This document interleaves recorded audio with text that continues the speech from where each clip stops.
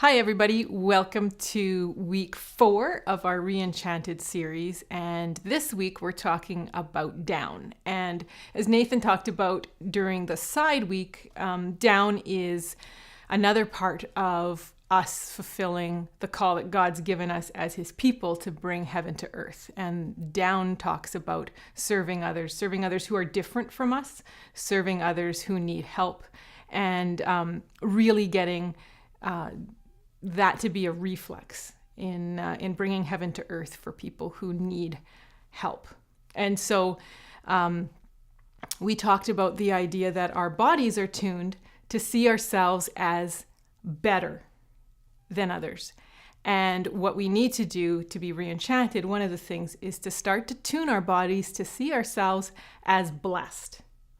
So my question mark is, what are some things that we can do? What are some things that I can do to make down a reflex? It's not something that I necessarily have to think through whether or not I want to help people who need help, but it is something that I don't necessarily think of right away. And usually the first thing that comes to my mind is reasons why I can't help them or why it doesn't work. And so my question is, how do I make that a reflex as opposed to something that I really have to think through and process? The light bulb comes for me when we look at the story of the rich guy who comes to Jesus, and in comparing him to the disciples and thinking, which one do I want to be more like?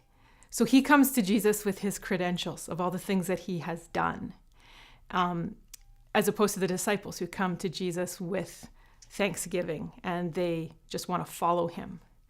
He gets upset and sad because the things that Jesus is asking him to do are just too much. And the disciples did that freely. And then at the end, he walks away alone and the disciples walk away in community. And so for me, the light bulb was, how do I, and really wanting to look at the difference there and wanting to be more like the disciples as opposed to the rich guy who comes to Jesus and walks away sad. For the arrow, we talked about 3 things that we can do in order to train our bodies to see ourselves as blessed. And the first one was being in community and really working hard to not skip doing down weeks as a house church.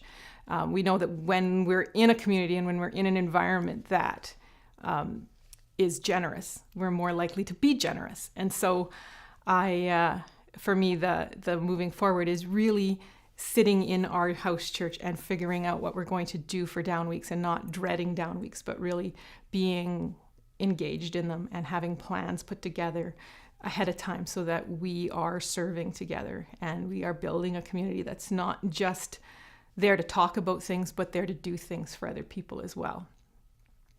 The second thing we talked about was widening our circle and bringing in people into our lives that are maybe look different from us, are in different stages than us. And that's not something that's necessarily been too difficult in some ways. Like in our house church, it's intergenerational and there's lots of different people from different backgrounds, which is great. And it's just been so rich. So that's the second one. And then the third one, which is kind of, for me personally, kind of captured my imagination, has been the practicing gratitude. And the idea that gratitude isn't something I feel, but something that I do. And so working together to have a journal where I write down the ways that God has blessed me and looking at how faithful he has been, regardless of the things that I have done, regardless of the choices that I've made, just the faithfulness and the blessedness that God has given me, and being grateful for that, and then being able to see myself as out of that being an instrument of blessing and not an end point. That's my arrow. So hopefully you have a great discussion and you make some plans for serving people around the community this week.